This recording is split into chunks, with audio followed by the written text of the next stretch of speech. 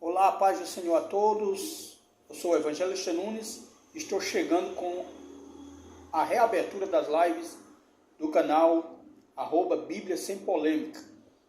Eu estive um pouco ausente, não tenho tido tempo suficiente para estar preparando material e infelizmente eu tive que cancelar algumas lives porque a gente está numa correria só com a construção da casa, mas eu fico feliz em estar retornando para gravar mais uma vez para vocês, você que é do Facebook, você que é do Instagram. Todas as lives são compartilhadas automaticamente no YouTube, no Direct, para que você possa acompanhar todas as lives. Você precisa curtir e se inscrever e selecionar também todas, ou então personalizadas, aquelas que são indicadas, né?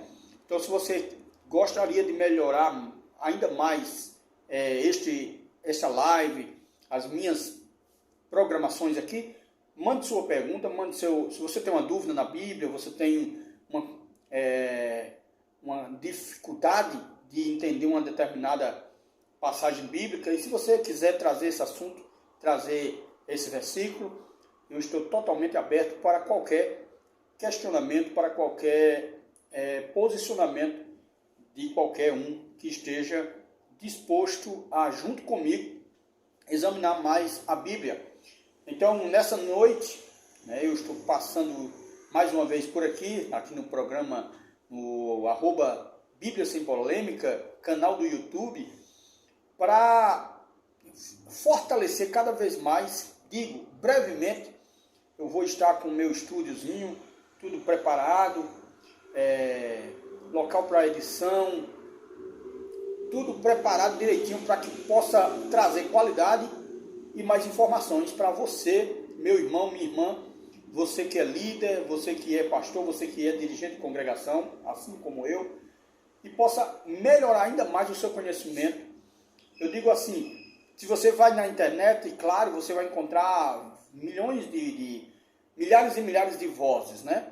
De pessoas comentando, tal, mas se você tem a oportunidade, por exemplo, de ter uma pessoa próxima de você, um pastor, um dirigente de congregação, um professor de escola dominical, comentando um assunto que você gostaria de ter um contato melhor com essa pessoa, então, claro, dê mais preferência a essas pessoas, haja vista que o espaço fica bem menor entre você e aquela pessoa que está explicando. Então, claro que eu não estou sozinho, eu trago a minha Bíblia aqui, a Bíblia arqueológica, Bíblia de estudo arqueológico, e eu sempre trago uma informação extra para nós. Então, sem perda de tempo, hoje eu vou trazer, na reabertura das lives, e vai ser uma live por semana, porque meu tempo está corrido, sempre divido as minhas folgas com a igreja e também com outras atividades. Então, eu quero tá trazendo, quase que não sai, enganchou, uma live por semana, porque assim eu posso estudar melhor e a gente pode trazer mais informação. Então, sem perda de tempo, o tema de hoje é: existe contradição na Bíblia? Será que tem contradição na Bíblia? Ou você acredita que a Bíblia é a inerrante palavra de Deus? Então, nessa noite, nessa oportunidade, eu quero dizer para você que eu creio que a Bíblia é a inerrante palavra de Deus.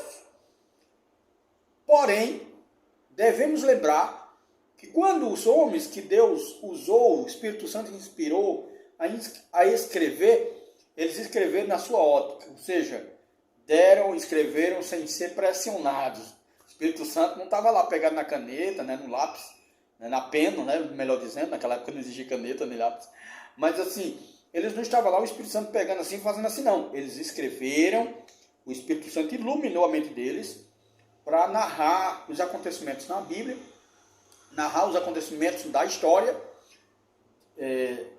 e trazer para que nós possamos hoje ter uma Bíblia Sagrada traduzida em nosso idioma. Isso é um milagre, gente. A Bíblia Sagrada é um milagre. A Bíblia Sagrada foi perseguida durante o período das trevas, chamado período negro, que se iniciou no 4º século após a na história da igreja, né?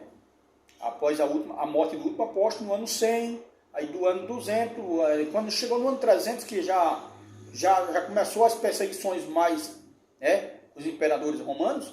Então a Bíblia não estava na boca de todos, os textos não estavam disponíveis para todos, isso é verdade. A Igreja Católica, com os papas, eles proibiram a leitura da Bíblia e, infelizmente, muitas pessoas morreram. Estava até ontem assistindo um filme muito interessante, chamado Policarpo, né, o Destruidor de Deuses. Esse filme é fantástico. Se você quiser assistir, narra a história de um homem que foi discípulo de João e que reescrevia os textos sagrados para preservar. E ali, na sua casa, ele ensinava a palavra de Deus. Até que começou a perseguição e ele foi morto na fogueira, foi morto amarrado a uma árvore. E como o fogo fugia do corpo dele, por ele ser um homem tão cheio do Espírito Santo, foi preciso um soldado furar o seu peito. Mas tudo bem. Então a Bíblia Sagrada é a palavra de Deus, a inerrante palavra de Deus, porém ela foi escrita por homens, como o próprio Tiago disse, né? Elias era um homem sujeito às mesmas paixões, porém olhou para o céu e disse que não houvesse chuva durante 3 anos e meio. Então os homens que escreveram a Bíblia, eles eram tão frágeis quanto nós hoje, porém o Espírito Santo os inspirou a escrever. Então existem na Bíblia algumas passagens, eu não diria obscuras, mas eu diria difícil de entender, porque muita gente não lê a Bíblia completa e fica catando que nem galinha catar o milho e acaba se engasgando, acaba tendo problema. Então, existem passagens bíblicas que até mesmo os hereges, os ateus, tentam negar a veracidade da palavra de Deus.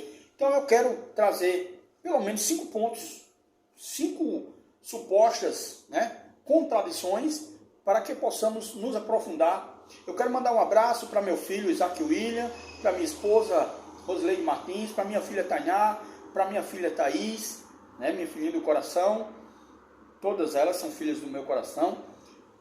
Um abraço a todos. Também estive numa congregação muito acolhedora em Santa Terezinha, do pastor Elias, do irmão Paulo César, eu acho que é isso, que é ali da Escola Teológica do Avivamento, ou seja, o ETA, né, que completou 2 anos. Quero parabenizar pela grande festa espiritual ali naquela ocasião, né, onde muitos foram cheios com o Espírito Santo, foram batizados, jovens, inspiradores. É uma coisa linda, tá? Então vamos começar, para que a gente possa ter mais tempo. Eu quero comentar pelo menos rápido, aqueles que eu não der para comentar bem aprofundado, eu vou apenas, né, dar entre aspas, uma superficialidade. Mas se você ficar com dúvida, e se você quiser deixar seu comentário, fique à vontade, para que a gente possa crescer no conhecimento de forma justa. Bem, primeiro eu quero orar, pedindo a Deus que Ele ilumine a nossa mente. Senhor Deus e nosso Pai, nesse momento eu peço a Tua graça sobre nossas vidas.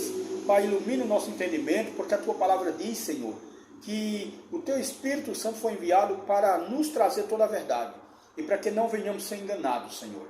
Então abra nosso entendimento, nos ajude para que venhamos crer que a Tua palavra é a verdade e que ela é o livro dos livros, acima de qualquer suspeita, Pai. Então eu te dou graças e nesse momento, Senhor, eu peço que Tu abençoe a cada um que venha assistir a essa gravação, essa live, no nome de Jesus. Amém? Então, sem perder de tempo, né? Existe contradição na Bíblia? Claro que não. Existem supostas. Vamos para a primeira. Saul foi morto ou cometeu suicídio? Porque a gente lê o texto e pode achar difícil. Primeiro, vamos ler os textos. 1 Samuel, capítulo 31. Vamos lá, 1 Samuel, capítulo 31. Eu acho que é aqui, certo? O próprio epígrafe, né? A própria epígrafe, que é o texto, o tema da leitura, diz o suicídio de Saul. Isso é 1 Samuel, capítulo 31. Diz assim: E aconteceu que em combate com os filisteus, os israelitas foram postos em fuga e muitos caíram mortos no monte Gilboa. Os filisteus perseguiram Saul e seus filhos e mataram Jonatas, Aminadab e Malquissua, filho de Saul. O combate foi ficando cada vez mais violento em torno de Saul, até que os flecheiros o alcançaram e feriram gravemente. Então Saul ordenou ao seu escudeiro: tire sua espada e mate-me com ela, senão sofrerei a vergonha de cair nas mãos deste incircunciso. Porém, o escudeiro estava apavorado e não quis fazê-lo. Saul então pegou sua própria espada e jogou-se sobre ela. Quando o escudeiro viu que Saul estava morto, pronto, é até aqui. Se o escudeiro viu que Saul estava morto, então ele se suicidou, porque ele caiu sobre sua própria espada. Aí, onde é que tem o problema? Qual é o problema nessa história? Vamos lá. É uma suposta narrativa de uma amalequita. Uma amalequita que é exatamente inimigos de Saul e inimigo de Davi também. Porém, a narrativa desse amalequita é o que está o foco. Ou seja, ele chega para Davi e diz que encontrou Saul ferido. Vamos lá para a narrativa. Vamos lá para a gente ficar bem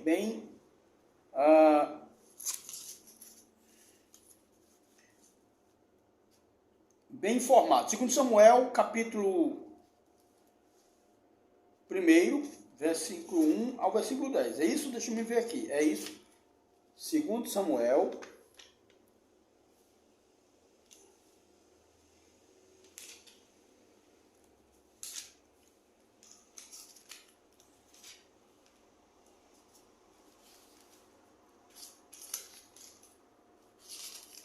Vamos lá. Davi recebe a notícia da morte de Saul. Vamos lá. Depois da morte de Saul, Davi retornou de sua vitória sobre os amalequitas. Fazia 2 dias que ele estava em Ziclag, quando no terceiro dia chegou um homem que vinha do acampamento de Saul com as roupas rasgadas e terra na cabeça. Ao aproximar-se de Davi, prostrou-se com o rosto em terra, em sinal de respeito. Davi então lhe perguntou: de onde você vem? Ele respondeu: fugi do acampamento israelita. Disse Davi: conte-me o que aconteceu. E o homem contou: o nosso exército fugiu da batalha e muitos morreram. Saul e Jonatas também estão mortos. Então Davi perguntou ao jovem que lhe trouxera as notícias: como você sabe que Saul e Jonatas estão mortos? O jovem respondeu: cheguei por acaso ao monte Gilboa e lá estava Saul apoiado em sua lança. Os carros de guerra e os oficiais da cavalaria estavam a ponto de alcançá-lo, quando ele se virou e me viu. Chamou-me gritando e eu disse: aqui estou. Ele me perguntou: quem é você? Sou amalequita, respondi. Então ele me ordenou: venha aqui e mate-me, estou na angústia da morte. Por isso, aproximei-me dele e o matei, pois sabia que ele não sobreviveria ao ferimento. Peguei a coroa e o bracelete dele e trouxe-os a ti, meu Senhor. Bem, aqui, se a gente observar, existe uma astúcia na narrativa deste homem. Primeiro, ele, consequentemente, achou o corpo de Jonatas e de Saul, pegou o bracelete, pegou a coroa e levou na intenção de receber outro prêmio maior do que aqueles. Essa é a forma mais correta de interpretar essa passagem. Não há contradição. Então, com certeza, ele sabendo que Davi era inimigo de Saul, pois toda a história narrada conta que Davi foi perseguido por Saul.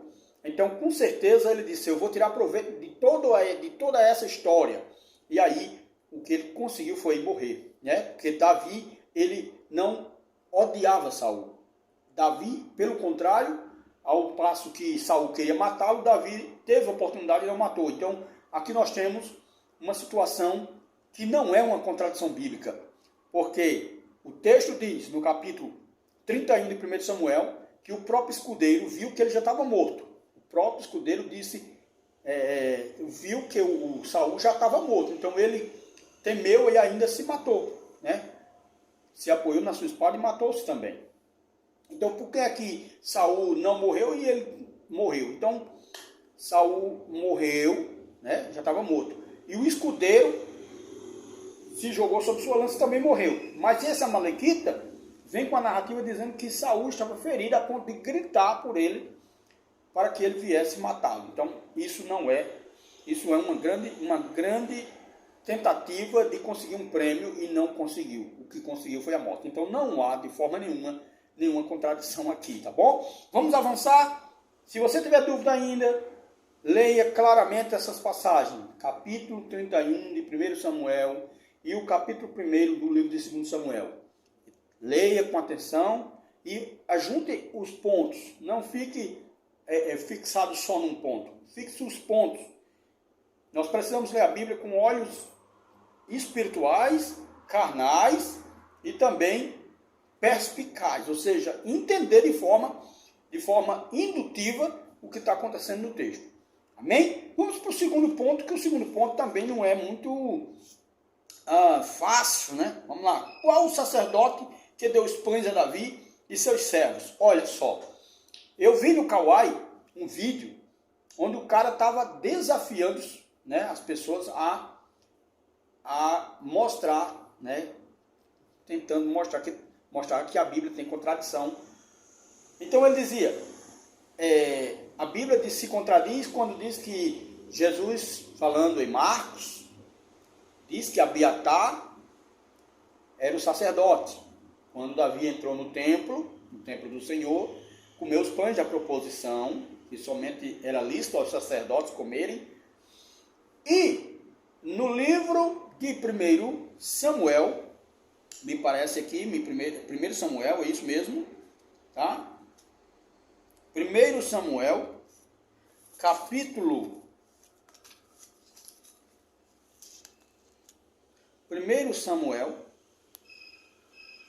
capítulo 21, versículo 1 ao 6, narra a história que já não é Abiatar.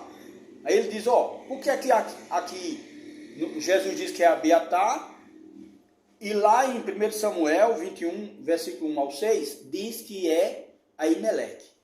Ora, então, se a gente ficar olhando, sem pesquisar a Bíblia, se a gente sem se importar, vai acreditar que a Bíblia tem contradição, vai acreditar que a Bíblia é cheia de falhas, porque essa é a intenção de Satanás. A intenção do diabo é sempre colocar falha na Bíblia. Colocando falha na Bíblia, vai tirar o poderio da mão do crente, porque o crente acredita que a Bíblia é inspirada por Deus. E como a própria Bíblia diz, lá, através do apóstolo Pedro, que o Espírito Santo levou os homens, os profetas, a escrever a Bíblia, os escritos sagrados. Quando a gente fala Bíblia, a gente está falando uma palavra grega, que é biblion, que significa livros. Né? Biblion, conjunto de livros, e a gente sabe que a Bíblia não é apenas um livro, é um conjunto de livros. Para nós cristãos, a Bíblia é um conjunto de escritos sagrados que não contém erro, não contém falha. Mesmo escrito na ótica deles, ela não pode se contradizer, tá certo? O que há, muitas vezes também acontece, diferenças nas línguas, ou seja, nós sabemos que as línguas da Bíblia são aramaico, hebraico e grego. No Novo Testamento temos a adição do latim, porque o Império Romano, cuja a língua deles era o latim, e ele teve uma forte influência sobre Israel por causa do domínio, né? Do domínio deles sobre os judeus. Então há uma influência muito grande. E aí onde acontecem as problemáticas de tradução que acontecem. Porém, a palavra de Deus é infalível. Nós cremos, eu creio, glória a Jesus. Amém? Eu quero adiantar. Vamos lá. O que acontece aqui? No livro de Marcos, capítulo 2, versículo 25 e 26, eu quero ser bem sucinto aqui, porque não é uma passagem muito difícil, porém, é estranha, né? Porque a gente olha assim e diz, eita, Jesus cometeu, a Bíblia é cheia de falha mesmo, porque Jesus diz uma coisa e o outro diz outra. Então, a gente pensa que, de fato, a Bíblia é um livro cheio de falhas. Mas não é nada disso. Vamos examinar as Escrituras. O mais importante para a vida do crente é examinar as Escrituras. Porque a Escritura, ela é a nossa bússola. É aquilo que indica o passado, o presente e o futuro da nossa vida. Louvado seja o nome do Senhor. Então nós vamos para... Eu estou tão lento aqui, né? Capítulo 2 de Marcos. Versículos 25 e 26. Olha o que diz o texto. Certo sábado, Jesus estava passando pela lavoura de cereal. Enquanto caminhavam, seus discípulos começaram a colher espigas.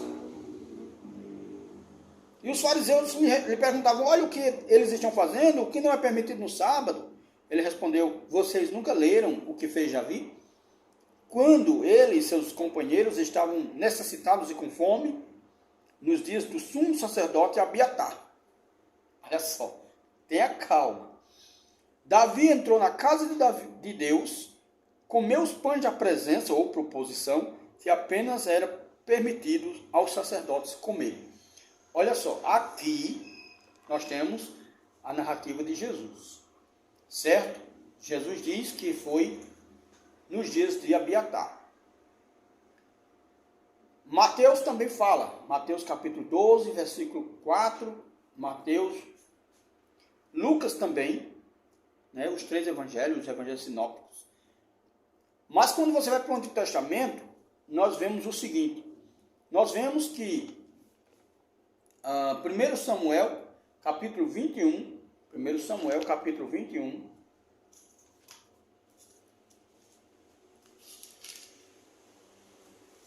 Samuel capítulo 21, versículo 1 ao 6, diz, que Davi foi falar com o sacerdote, olha, preste atenção aqui, Davi foi falar com o sacerdote Aimeleque em Nob, Aimeleque tremia de medo, quando se encontrou com ele, perguntou, por que você está sozinho, ninguém veio com você? Aí Davi responde, o rei me encarregou aqui, claro, eu vou trazer outra live falando sobre algumas coisas, né? É pecado mentir, né? Quem mente é filho do diabo. Mas todo mundo já mentiu na vida. Quem disser que nunca mentiu, nem que seja uma mentirinha, nem que seja uma pequena mentira, está mentindo. Eu nunca menti na minha vida. Você já está mentindo, né? Então eu vou trazer uma live aqui especial falando sobre isso. Porque o próprio Davi aqui, ele mentiu. Ele mentiu para convencer o sacerdote Aimeleque para lhe entregar os pães da proposição. E depois entregou mesmo até a própria espada do que matou o Golias. Então, não vem ao caso, mas eu quero já logo dar uma pincelada aqui, certo? É bom não mentir, mas mentir para se dar bem assim é pecado. Agora, algumas situações a gente vai ver na Bíblia, que a Bíblia está recheada disso, tá certo? Não estou dizendo aqui que mentir não é pecado, eu estou dizendo que há momentos na vida de homens e de mulheres de Deus que eles deixaram de dizer a verdade. Mentir ou omitir, certo? Então aqui vamos para o ponto mais importante. O sacerdote, contudo, respondeu a Davi, não tenho pão comum, somente pão consagrado. Se os soldados não tiverem relações com mulheres recentemente, podem comê-lo. Olha, o sacerdote, não falei sumo, certo? Nós vamos chegar lá. O sacerdote diz que o pão era somente para os sacerdotes comerem, de fato. Eram 12 pães que representavam o alimento celestial que foi dado aos judeus durante os 40 anos na caminhada do deserto. Era um símbolo também das 12 tribos de Israel, os 12 filhos de Jacó. Era um símbolo. Todos os dias esses pães saía uma fornada de pão de manhã, uma de meio-dia, outra às 6 horas. O pão que era colocado de manhã, ao meio-dia ele era retirado. E ele tinha que ser comido, mas ele era comido somente pelos sacerdotes. Então Davi, ele perguntou, tem alguma coisa para mim, para os meus homens comerem? Ele disse, não tenho pão comum, eu só tenho o pão consagrado, o pão santo. E ele deu. E aqui Jesus foi criticado pelos fariseus. Os fariseus queriam que Jesus proibisse eles de não comerem o pão consagrado no sábado. E era sábado. E ali os fariseus criticaram Jesus por eles estavam pegando espiga de trigo ou de cereal e comendo.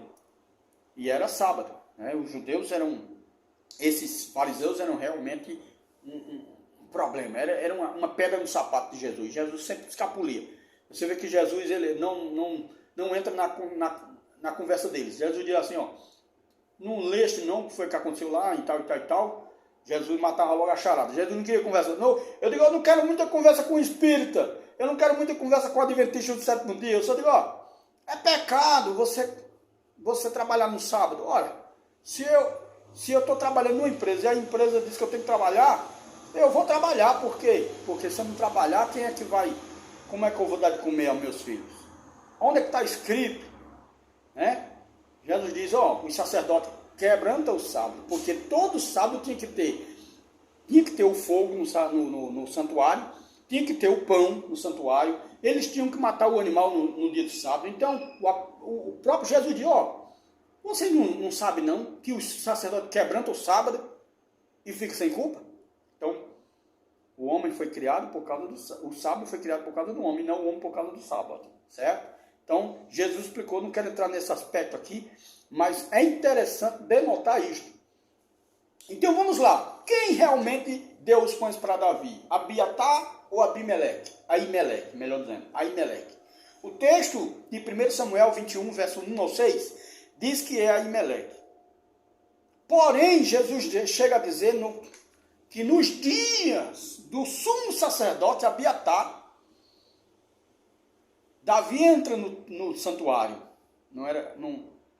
entra no santuário, não tinha templo ainda, entra no santuário e come dos pães sagrados. Nos dias do sumo sacerdote, é isso? Você notou isso aí? Olha, lê a Bíblia com atenção, lê a Bíblia com... Não é ler a Bíblia como quem está achando um jornal, não. Tem que examinar, tem que procurar, para que respondamos, para que saibamos dizer para o ateu, para que possamos responder para aqueles críticos o que realmente a Bíblia ensina, certo? Então Jesus diz,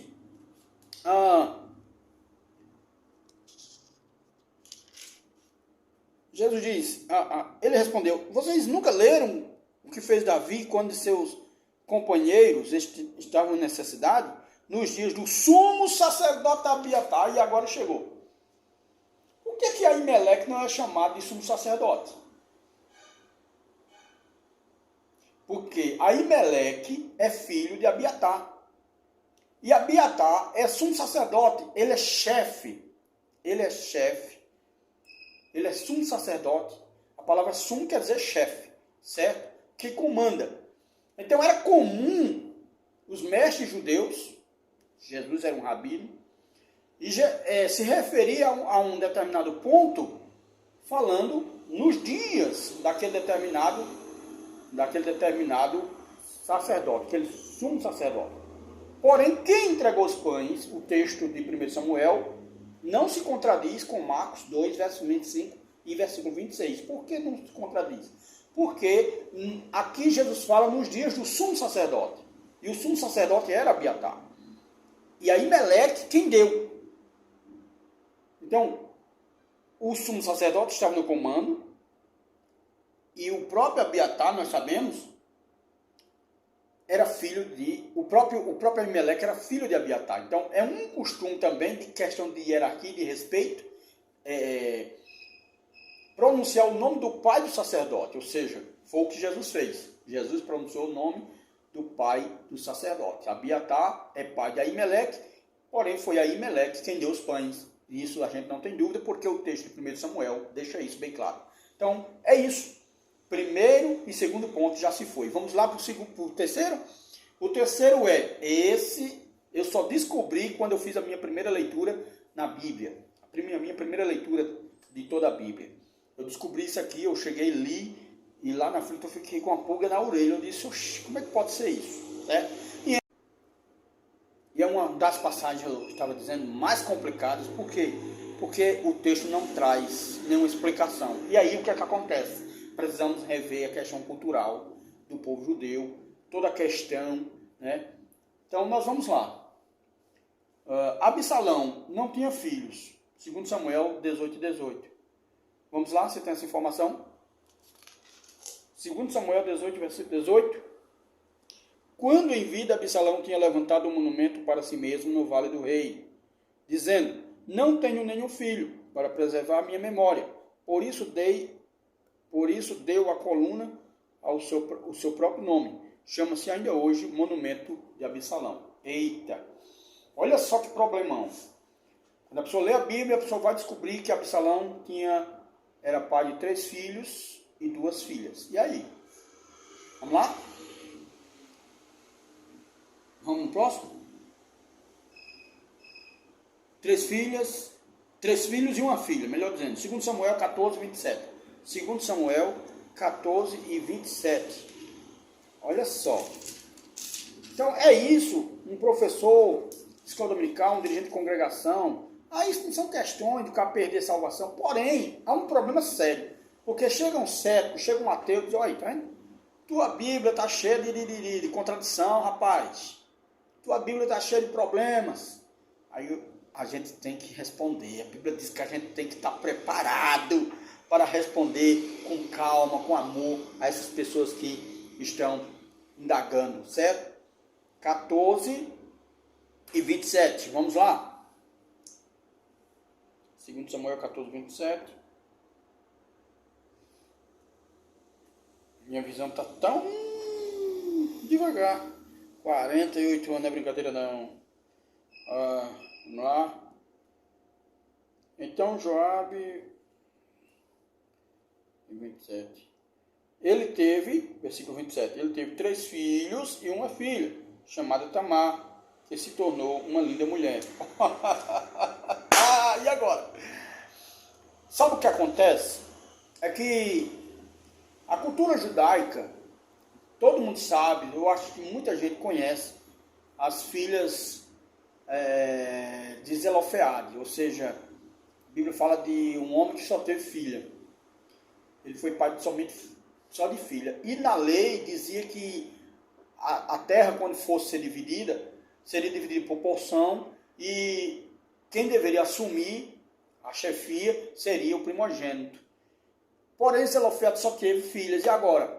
Então essa questão foi levada para Moisés e Moisés foi falar com Deus. Moisés não foi atrevido não. Moisés não foi presunçoso. Moisés não foi metido a sabichão. Moisés foi um homem manso, humilde. Aí disse, peraí, eu vou falar com Deus. E ele foi falar com Deus e Deus disse, as filhas de Zelofeade têm razão. E agora? Mas Deus tinha mandado. Foi Deus que mandou Moisés dizer que a terra seria dividida e dada ao primogênito, para que o primogênito fizesse a divisão entre seus clãs. Aí houve uma mudança. As mulheres agora, as filhas de Zelofeade, elas tinham que casar. O primeiro casamento, ela tinha que casar com outra tribo. Porém, quando elas tivessem filhos, isso é bem complexo. Quando elas tivessem filhos, esses filhos deveriam se casar, no caso, entre si, ou seja, os parentes. O filho de um casar com o filho do outro, ou seja, os primos. E aí foi crescendo e nós sabemos historicamente que os judeus, nas 12 tribos, os filhos das tribos de Judá, por exemplo, não podiam se casar com os filhos da tribo de Dan. Eles se casavam entre si. E é por isso, porque aumentaria o seu clã, aumentaria a sua família, e a sua família se tornava poderosa, certo? Então, essa questão. Então, esses 3 filhos de Absalão, possivelmente, a Bíblia não responde.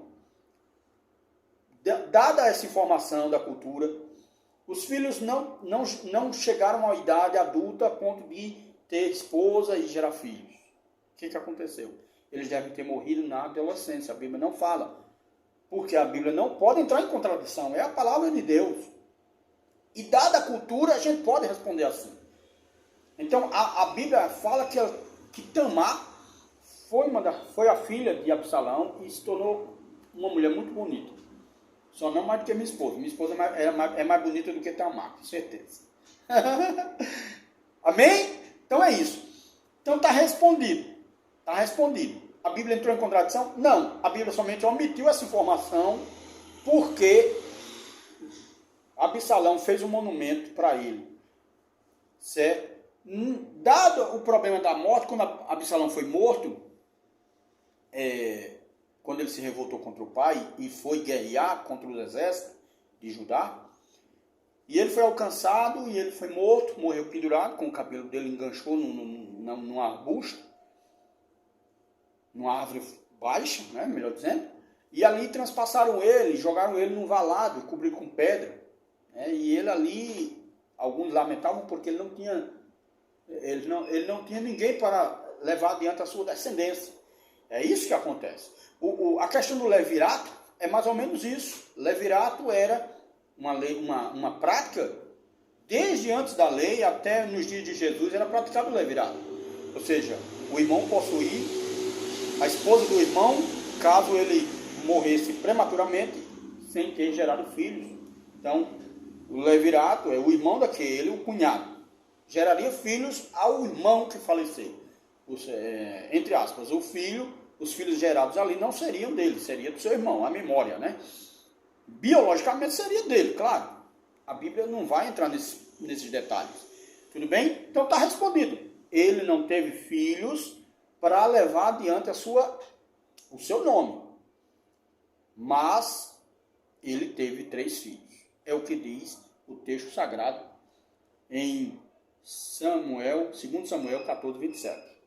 Amém? Vamos para o quarto ponto, para o 1, 2, 3. Vamos para o quarto ponto, que esse ponto aqui é chatinho, viu? É chatinho de entender. Mas se você ficou com dúvida, pode colocar um comentário de irmão Nunes, evangelista Nunes, do jeito que você quiser. Irmão Nunes, evangelista Nunes, o que você quiser escrever aí, certo? Eu gostaria de uma explicação melhor. Tá, tudo bem.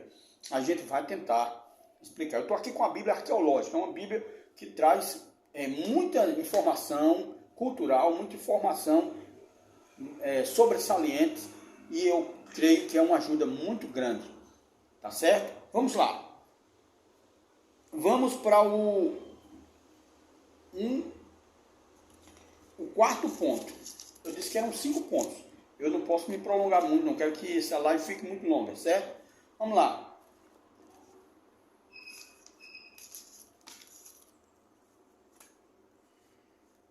Se o casamento acaba com a morte de um dos cônjuges, é o que se entende, casamento é para a vida toda, certo? Claro que durante essa caminhada, já se diz, eu tenho ouvido muitos comentários, que o casamento é como um barco. Você já ouviu falar, já viu aqueles barcos que ficam 2 remando? É o casamento. Então, o casamento é para ser a vida toda. Isso não significa que Deus vai te matar, te condenar, jogar você no inferno, se o seu casamento acabou por falta de diálogo, por falta de sabedoria, e agora você vai carregar essa culpa para a vida toda. Não, isso não é isso. A intenção de Deus, o projeto de Deus para o casamento é para a vida toda. Porém, se acabar, como acabou no Antigo Testamento, muitos casamentos, no Novo Testamento, onde o próprio Paulo recomenda que se o incrédulo abandonar a cristã, ela deve sim contrair uma nova núpcia, com certeza, vai ficar a vida toda sozinha. Mas há uma dúvida muito grande. Muitos acreditavam, muitos católicos fervorosos, né, que até a pessoa ficando viúva não podia casar. Eu não acredito muito nessa teoria, porque nem a Bíblia assegura isso. Porém, culturalmente parece que existia essa tendência. São Jerônimo, por exemplo, ele acreditava muito nisso. Depois ele veio, né, a público e se corrigiu. Ele disse, havendo traição e havendo a morte do cônjuge, aquela parte que restou está livre para casar. Então, se o casamento acaba com a morte de um dos cônjuges, porque Quetura é chamada de concubina de Abraão. Eita! O que é uma concubina? Concubina é uma mulher, uma segunda mulher, porém, que não tinha os mesmos direitos da primeira. Não era uma esposa legítima. Ela tinha os direitos, mas não tinha os mesmos direitos. Os mesmos direitos que a esposa tinha, a concubina não tinha. Ela só não podia ser desprezada, abandonada, sem nada. Porém, não havia nenhuma obrigação legal que o homem permanecesse com ela para sempre. A concubina era como se fosse uma escrava do lar, ou seja, uma escrava que estava ali presente. A Bíblia fala que Abraão só teve uma concubina que a gente conhece, certo? Que chama-se Agar. Porém, nós sabemos que Agar foi despedida por Abraão a pedido de Sara. Quando Isaac já estava com uma idade, de 11 anos aproximadamente, foi feita uma festa. E Ismael ficou zombando da cara de Isaac. Eu não sei porquê. Certo? Também não me pergunte, que eu também não sei não. De jeito nenhum. Ficou zombando da cara dele. Aí Sara viu e não gostou. Disse, pode mandar essa escrava ir embora daqui. Certo? Mande ela com o filho dela. Certo? Então, a gente não... Abraão só teve essa concubina. Particularmente falando. Quando Sara morre, Abraão casa com Quetura. Se casa, é esposa. A Bíblia não fala em homem casando com concubina. Não existe casamento com concubina. Concubina era uma escrava, segundo as regras antigas. Era uma escrava que se tornava mulher. Você está me entendendo? Era uma escrava que passava a ser mulher daquele homem. Mas não tinha um casamento oficializado. Não havia uma cerimônia, não havia, no caso, uma despedida de divórcio. Não havia. Então nós não podemos dizer aqui que Quetura era concubina de Abraão. Eu discordo da nota que eu li, porque apesar de o texto hebraico chamar ela de concubina, porém, é muito estranho isso, porque Abraão ficou viúvo. E se ele ficou viúvo, ele casou-se com Quetura. Vamos lá? A morte... Deixa eu me ver aqui, hein? Espera aí. Esse é o penúltimo ponto, certo? Vamos lá, vamos com calma.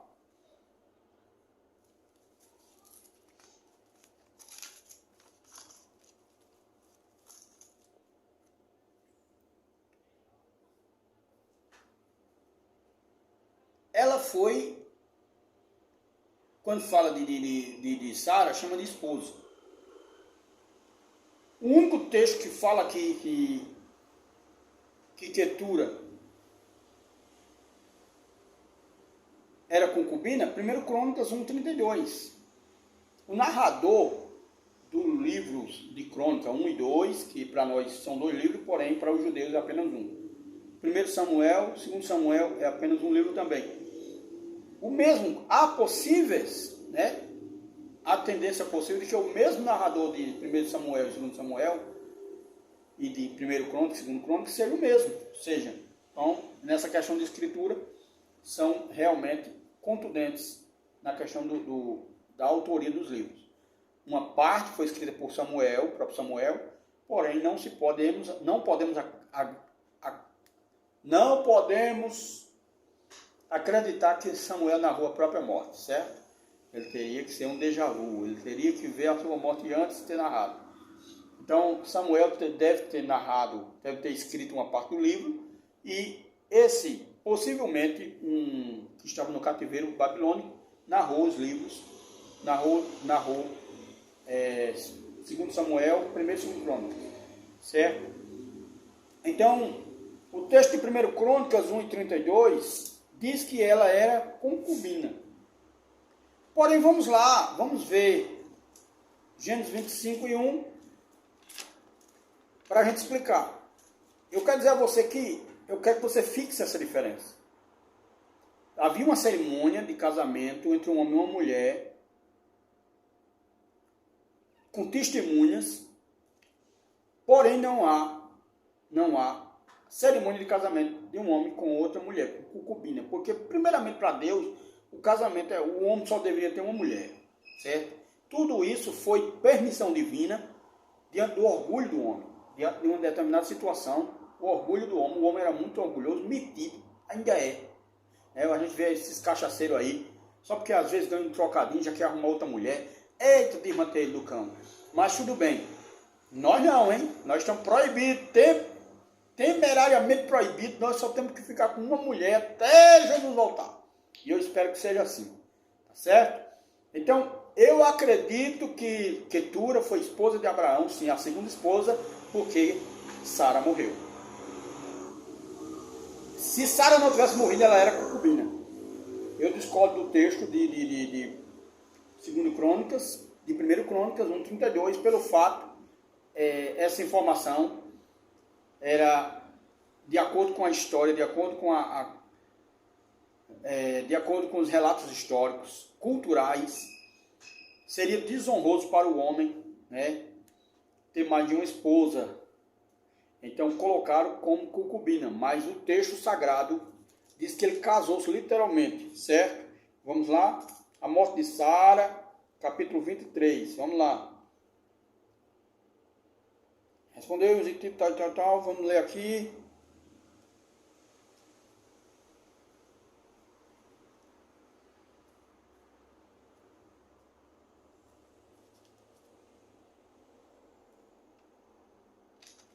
Vamos achar aqui agora, hein? Porque a visão aqui não está muito boa, não.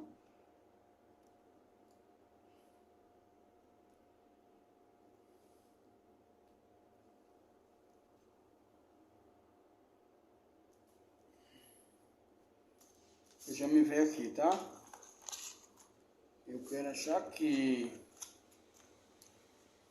esse é o penúltimo ponto.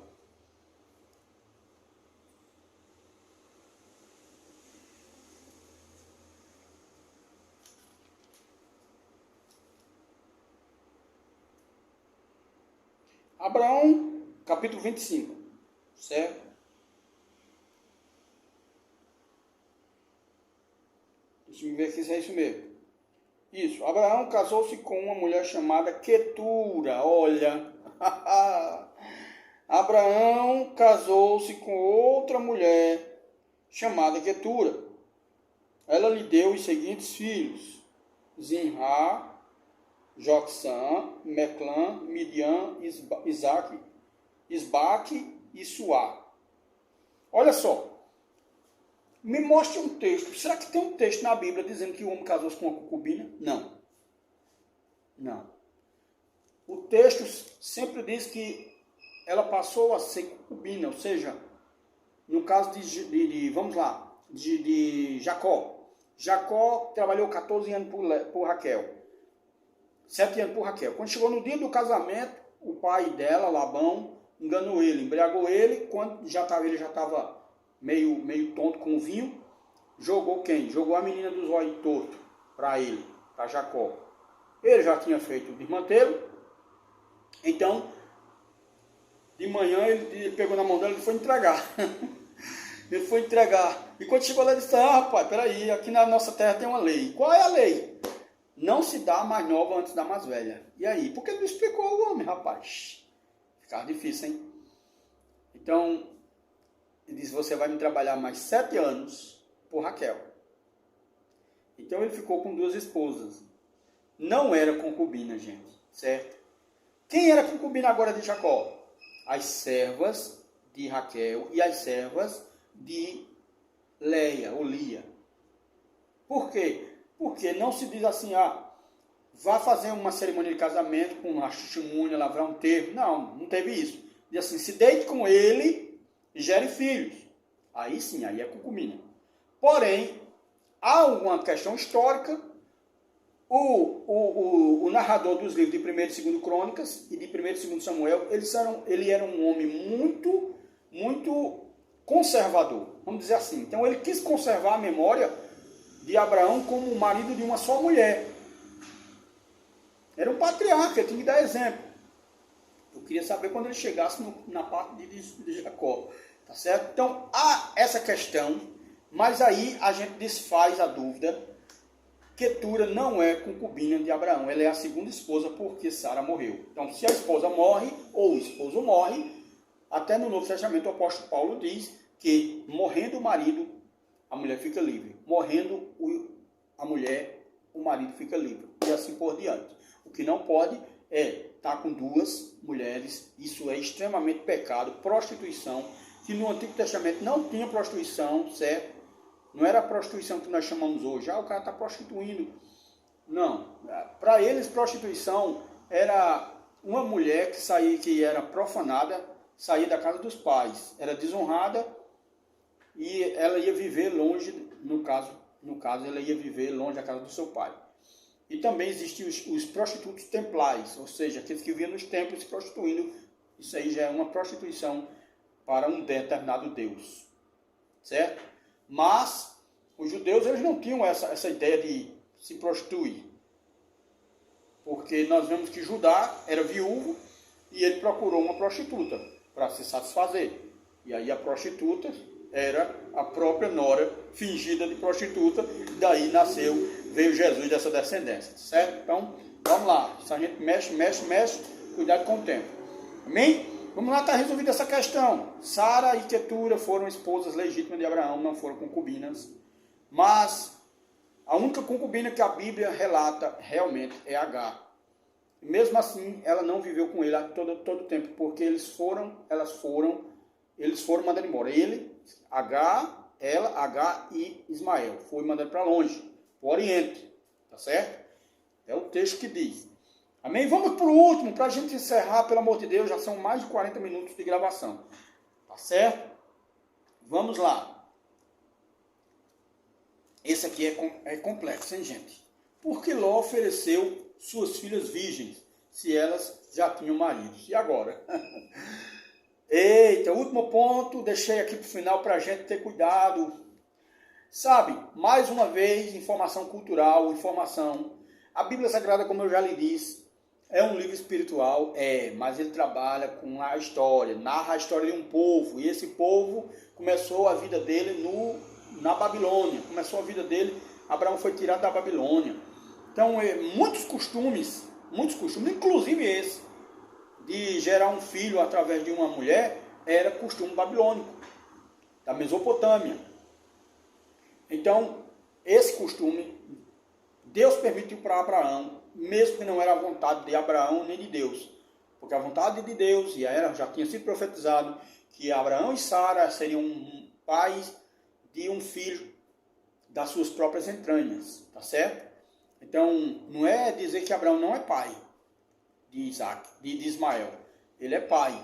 Porém, a Bíblia só reconhece realmente o filho legítimo, Isaac. É a dura verdade. O qual Isaac ficou com toda a herança de Abraão, porém Ismael só recebeu presentes. Tanto ele, quanto também os filhos da própria Quetura. É interessante isso, tá bom? Mas é a história. Então a Bíblia narra a história. E são pontos que nós devemos procurar na história. Então aqui nós temos também um típico caso da história, da cultura, do costume. Era costume, e ainda era nos tempos de Jesus, o homem prometer casar com uma mulher, não determinar o tempo de quando viria, mas na hora que ele dissesse, olha, eu vou me casar com sua filha, aquela moça, mesmo sendo virgem, já era considerada esposa daquele homem. Eles não tinham namoro como nós temos hoje, eles não tinham noivado como nós temos hoje, certo? Como nós temos hoje. Eles tinham um noivado que já era uma responsabilidade para o casamento. Se aquele homem profanasse sem chamar testemunhas, tá entendendo?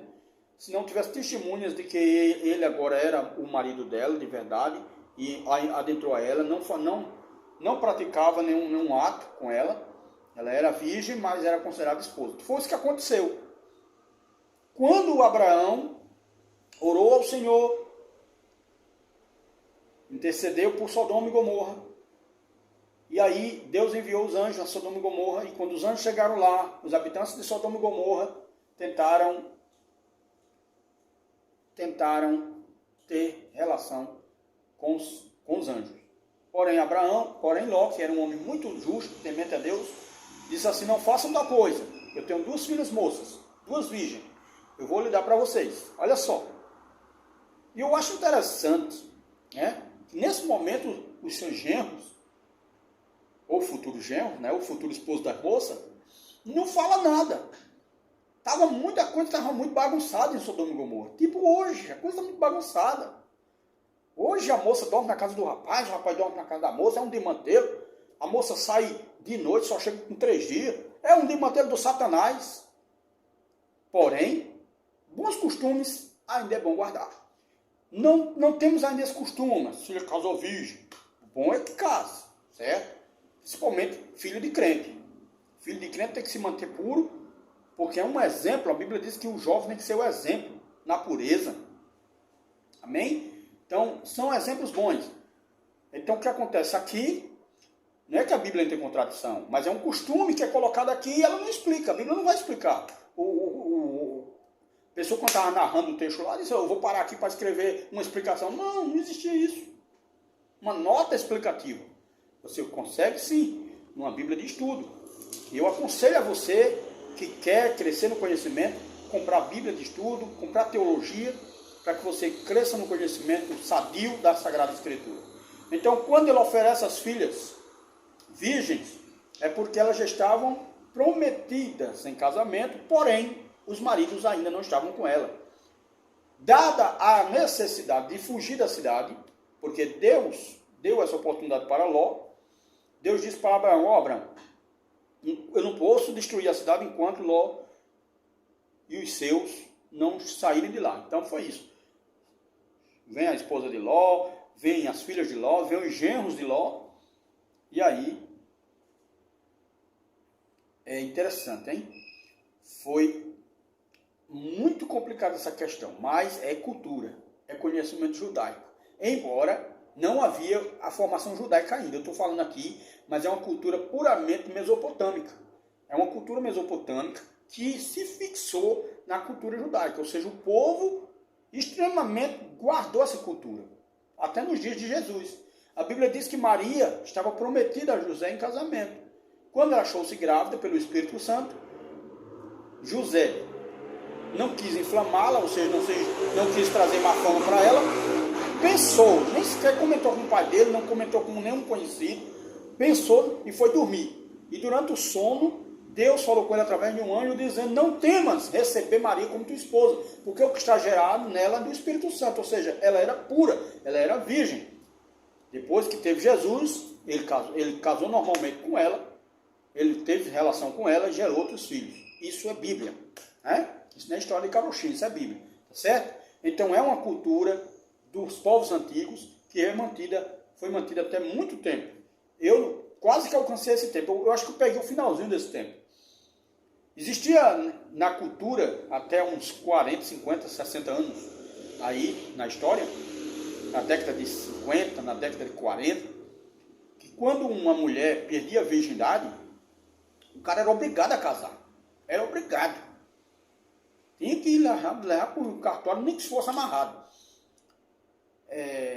O bom dessa cultura era que, se o cara amasse a moça mesmo, ele ia viver com ela para sempre. Porém, muitos deles faziam isso por maldade. E aí, depois de casar com ela obrigado, pegava e deixava. O que tínhamos? Tinha uma mãe solteira, tinha uma mãe que ia sofrer. Certo? Então, certas ignorâncias das culturas realmente trouxe muitos problemas.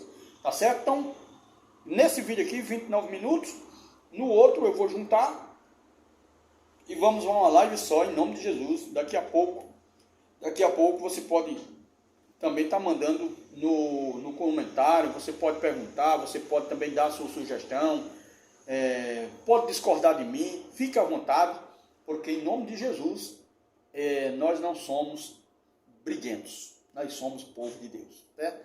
Um abraço para você, são esses pontos, né? E eu respondo a pergunta: na Bíblia não tem contradição. precisamos examinar, precisamos coletar as informações, buscar ajuda na história, buscar ajuda nos livros, para que possamos ter conhecimento e poder ter uma mente sã e poder ajudar uns aos outros.